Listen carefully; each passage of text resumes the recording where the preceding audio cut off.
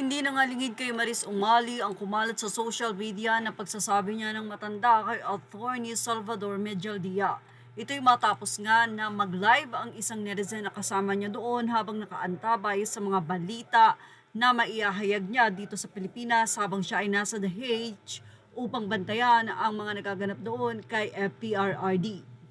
Well, ayon sa nasabi nga pong live ay pinagsabihan ni Maris Umali ng matanda si Medialdia habang ito ay nilalabas sa nasabi nga pong detention kung saan nandun si FPRRD at sinabi pa nito na kanina daw ay nakadilat ito nung nakita siya ay nakapikit o pumikit na nga daw itong matanda.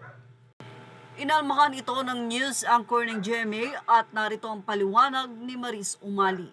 Ani niya, I wish to address and clarify an inaccurate claim about me that has gone viral regarding a statement I made about former Executive Secretary Salvador Medialdia. A certain vlogger has circulated a post containing my voice claiming that I referred to former Executive Secretary Medialdia as matanda while he was on a stretcher.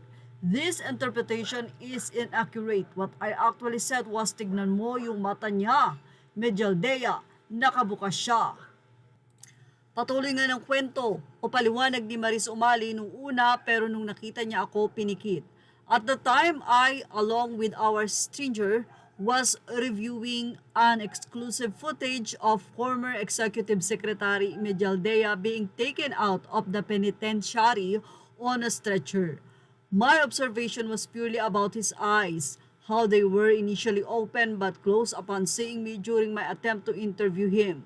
It is obvious that I was misheard. I want to be clear that no disrespect was intended toward former Executive Secretary Medialdia. I hope this clarification helps set the record straight. Ilang mga netizen naman ang nagsabi na hindi nagsisinungaling ang video. Samantala, isang vlogger naman ang nagsabi na di umano ay edited ang nasabing posted photo ng nasabi nga pong First Lady. At narito naman itong si Ramon Tulfo ay may buwelta kay Maris Umali. Aniya, tatanda ka rin iha at pagdating ng araw na yon, pati black mo kukulubot. Say naman ng mga netizens sa sinabing ito ni Tulfo. Tama nga rin naman itong si Maris Umali kasi ala naman hindi attorney ang pinagsasabihan ng matanda. Kahit man lang tawaging sir, respeto lang naman sana sa nakatatanda or sa nakatataas sa atin. Yung bunga nga diri-diretso, walang preno, dinig na dinig siya at naka-live pa kaya nag-viral kaagad. Dapat kasi tamang galang sa may edad ibigay natin.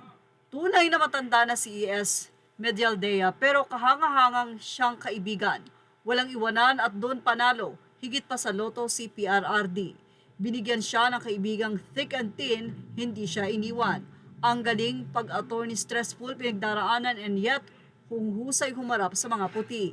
Ganyan ang Pilipino, may presence of mind kahit sa pinakamahirap na laban ng buhay.